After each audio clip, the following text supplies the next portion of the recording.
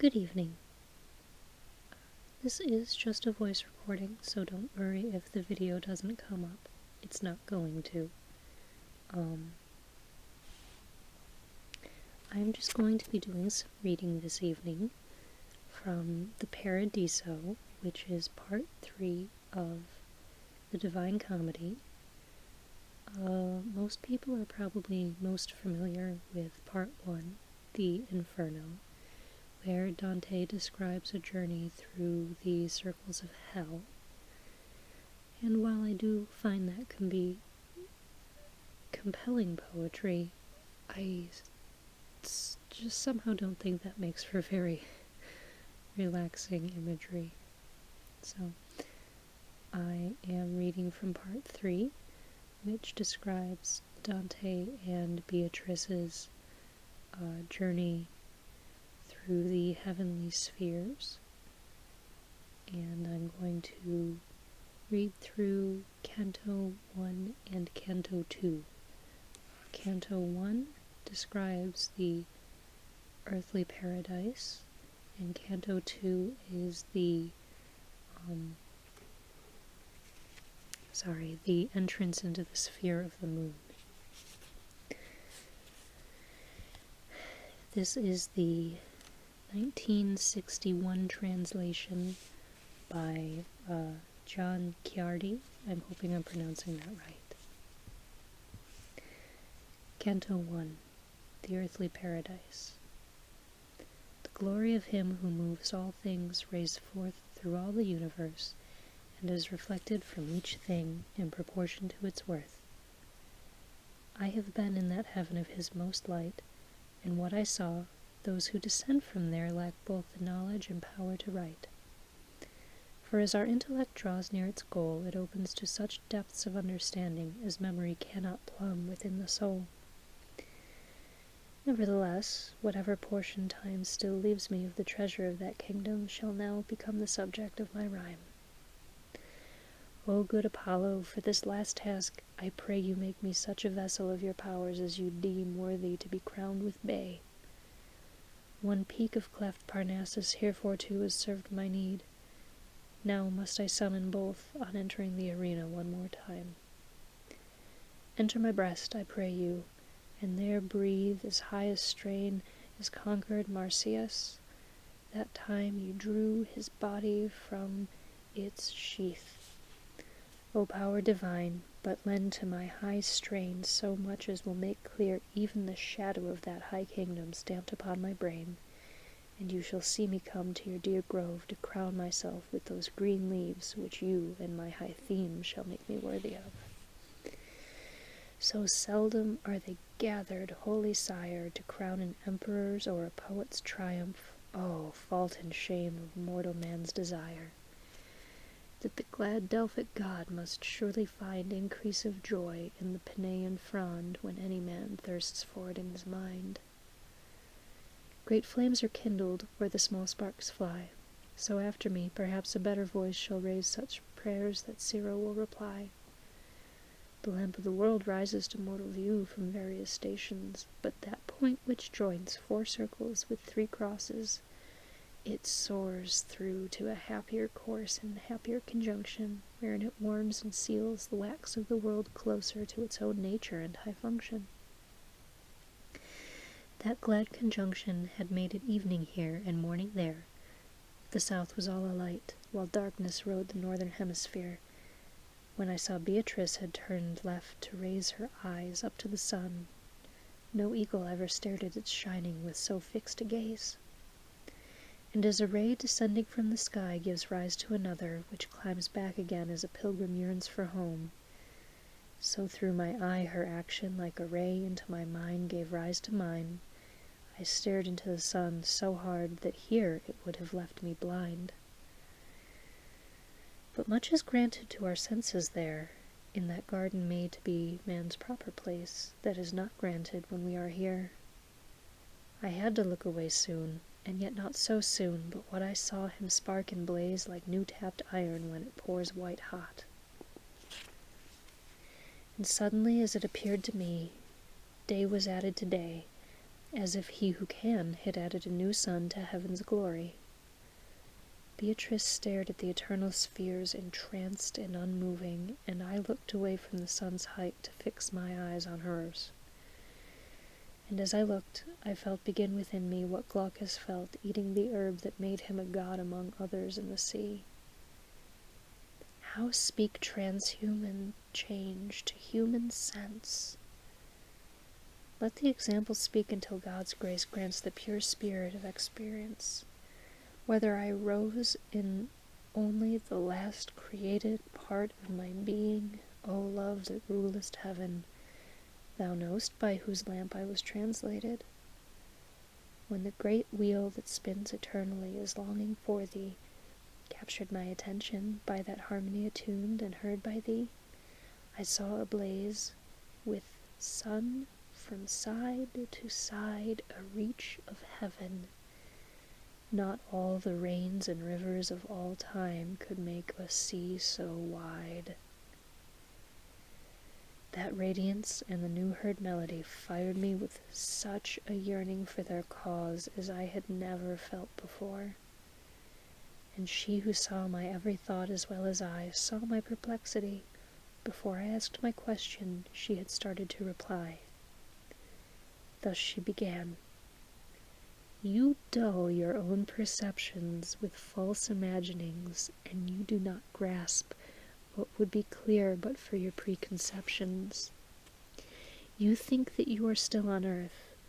The lightning spear never fled downward from its natural place as rapidly as you are rising here. I grasped her brief and smiling words and shed my first perplexity, but found myself entangled in another, and I said, My mind, already recovered from the surprise of the great marvel you have just explained, is now amazed anew. How can I rise in my gross body through such an airy substance? She sighed in pity and turned as might a mother to a delirious child.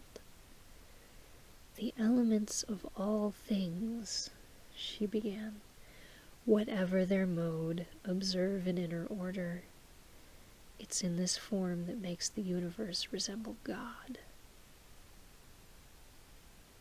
In this the higher creatures see the hand of the eternal worth, which is the goal to these norms conduce, being so planned. All being within this order, by the laws of its own nature, is impelled to find its proper station round its primal cause. Thus, every nature moves across the tide of the great sea of being to its own port, each with its given instinct as guide. This instinct draws the fire about the moon. It's the mover of the mortal heart. It draws the earth together and makes it one. Not only the brute creatures, but all those possessed of intellect and love.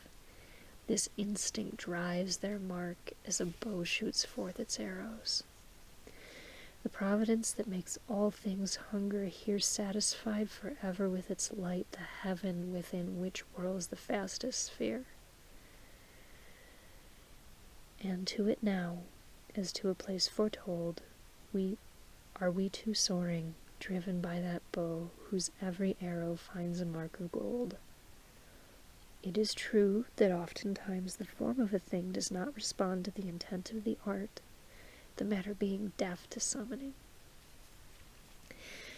Just so, the creature sometimes travels wide of this true course, for even when so driven, it still retains the power to turn aside, exactly as we may see the heaven's fire plunge from a cloud, and its first impulse may be twisted earthward by a false desire. You should not, as I see it, marvel more at your ascent than at a river's fall from a high mountain to the valley floor.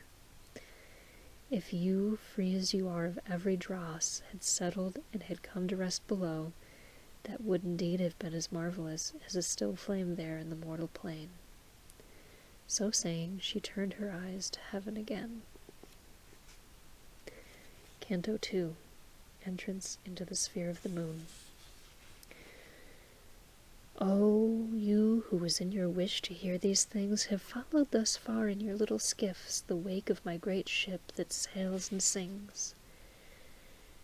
Turn back and make your way to your own coast. Do not commit yourself to the main deep, for losing me, all may perhaps be lost. My course is set for an uncharted sea. Minerva fills my sail, Apollo steers, and 9 new muses point the pole for me. You other few who have set yourselves to eat the bread of angels by which we live on earth, but of which no man ever grew replete, you may well trust your keel to the salt track and follow in the furrow of my wake ahead of the parted waters that close back. Those heroes who sailed to Colchis, there to see their glorious Jason turned into a plowman, were not as filled with wonder as you will be. The connacht and the perpetual thirst we feel for the godlike realm bore us almost as swiftly as the sight soars to see the heavens wheel.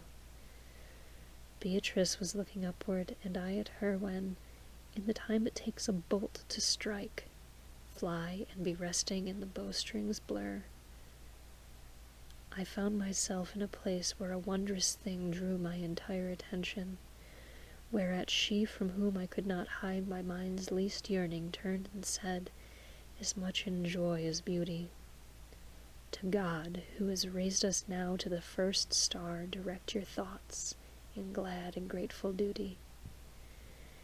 It seemed to me a cloud as luminous and dense and smoothly polished as a diamond struck by a ray of sun enveloped us.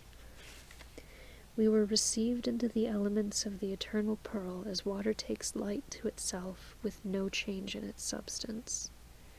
If I was a body, nor need we in this case conceive of how one dimension can bear another, which must be if 2 bodies fill one space, the more should my desire burn like the sun to see that essence which one may see, how human nature and God blend us into one.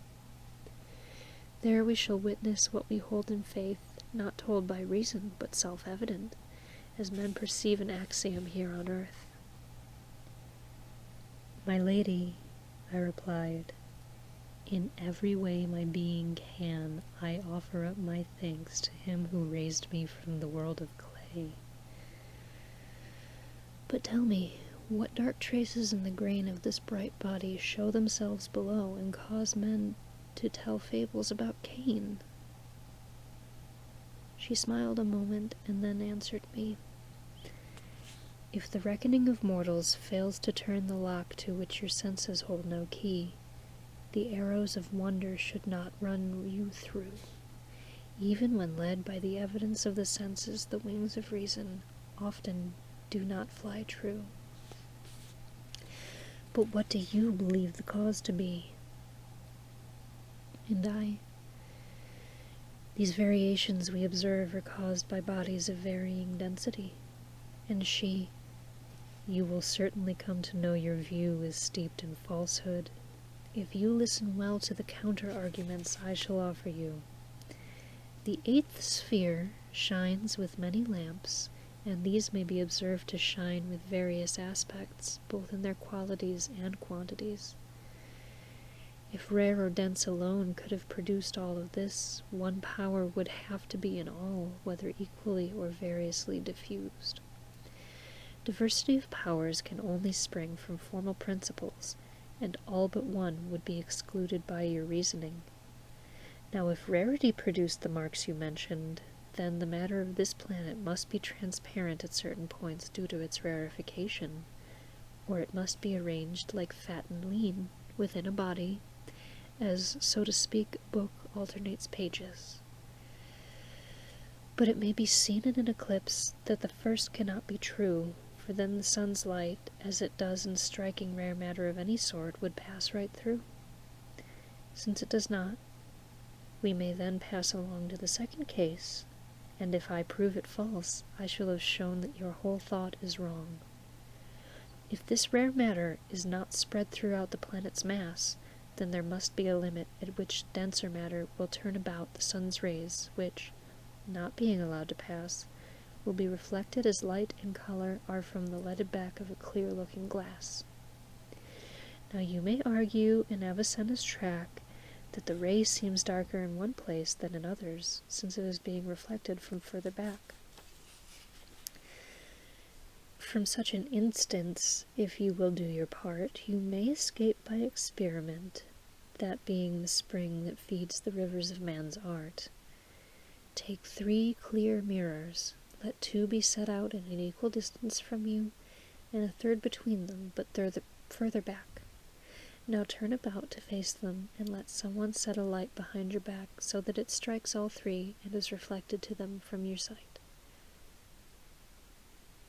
Although the image from the greater distance is smaller than the others, you must note that all 3 shine back with an equal brilliance. Now as the power of the sun's rays will strip the wintry ground on which the snow has lain of the cold and color that held it in their grip, so you, with mind stripped clean, shall I delight with such radiance of the living truth that it will leap and tremble in your sight. Within the heaven of peace beyond the sky, where whirls a body from whose power arises the being of all things that within it lie. The next sphere, that which is so richly lit, distributes this power to many essences distinct from itself, yet all contained within it. The other spheres, in various degrees, dispose the special powers they have within to their own causes and effects. All these great universal organs, as you now know, proceed from grade to grade. Each, in its order, takes power from above, and it does its work below. Now then, note carefully how I move on through this path to the truth you seek, for thus you shall learn how to hold the fort alone. The motion and the power of the sacred gyres, as the hammer's art is from the smith, must flow from the blessed movers. It is their power inspires, and thus that heaven made loveliest in its wheel by many lamps, from the deep mind that turns it takes the image and makes itself the seal. And as the soul within your mortal clay is spread through different organs, each of which is shaped to its own end, in the same way, the high angelic intelligence spreads its goodness, diversified through all the many stars, yet revolving ever in its oneness. This varying power is variously infused throughout the precious body that it quickens, in which, like life in you, is diffused. Because of the glad nature from which it flows through that body, as though through the living eye the glad soul glows. From this source only, not from the rare and dense, comes that by which one light and another differs, the formal principle whose excellence, conforming to its own purposes, makes appear those markings you observe as dark and clear.